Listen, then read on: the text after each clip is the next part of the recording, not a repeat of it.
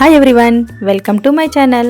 మీలో ఎంతమంది fast food lovers ఉన్నారో వాళ్ళ కోసమే ఈరోజు ఈ వీడియో. ఎందుకు అంటే అలా బయట ఫాస్ట్ ఫుడ్ తినే కన్నా ఇలా ఇంట్లోనే ఈజీగా ప్రిపేర్ చేసుకోవచ్చు. అది కూడా ఎంత టైం కూడా పట్టదు. వీటి కోసం ఇంట్లోనే ఉండే ఇంగ్రీడియంట్స్తోనే ఈజీగా చేసుకోవచ్చు. మరి పదండి ప్రాసెస్లోకి వెళ్ళిపోదాం. వీటి కోసం నేను 4 లెగ్ పీసెస్ తీసుకున్నాను. అది కూడాను ముందుగానే నేను సాల్ట్ వేసుకొని పూర్తిగా క్లీన్ చేసే పెట్టుకున్నాను. చికెన్కి ఇలా నేను చూపించే విధంగా గంటలను పెట్టుకోవాలి. అప్పుడు మనం వేసే ఇంగ్రీడియంట్స్ అంతా వాటికి మంచిగా పడుతుంది. ఇప్పుడు ఇందులో మీ టేస్ట్కి తగ్గట్టుగా సాల్ట్ వేసుకోవాలి. నేనైతే ఇక్కడ 2 టేబుల్ స్పూన్ వరకు సాల్ట్ వేసుకున్నాను.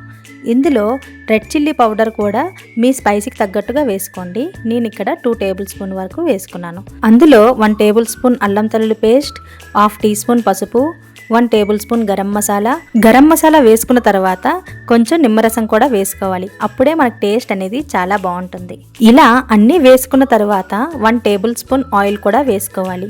అప్పుడే మనం వేసిన మసాలాలన్నీ మంచిగా పడతాయి.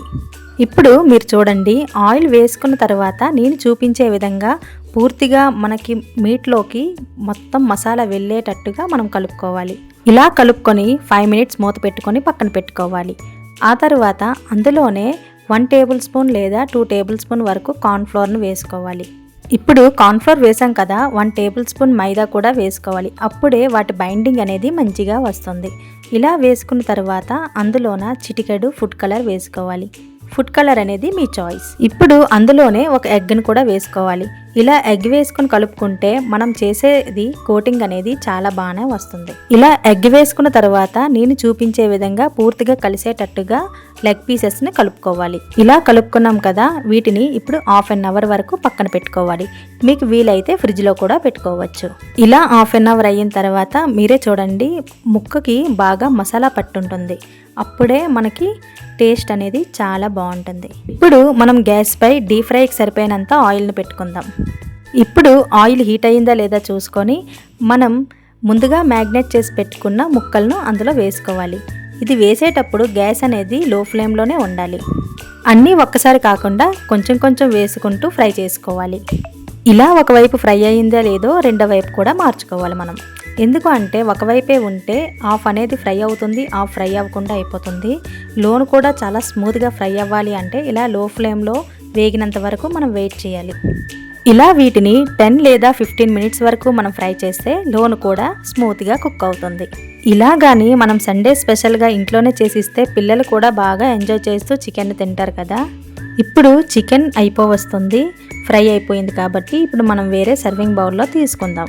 ఇప్పుడు మీరే చెప్పండి, వీటి కోసం మనం రెస్టారెంట్లో ఎంతో కాస్ట్ పెట్టుకునే బదులు ఇంట్లోనే ఇలా ఈజీగా తక్కువ కాస్ట్తో మనం చేసుకోవచ్చు కదా. ఇప్పుడు ఎంతో టేస్టీ అయిన చికెన్ లెగ్ పీస్ రెడీ అయిపోయింది.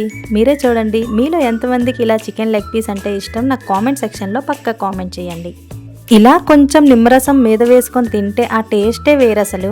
ఇలా చికెన్ లెగ్ పీస్ని చూస్తుంటే మీకు కూడా ఇంట్లో ట్రై చేయాలని ఉంది కదా, మరి ఎందుకు లేట్ చేస్తున్నారు? వెంటనే చేసుకొని ఎలా వచ్చిందో నాకు కామెంట్ సెక్షన్లో కామెంట్ చేయండి.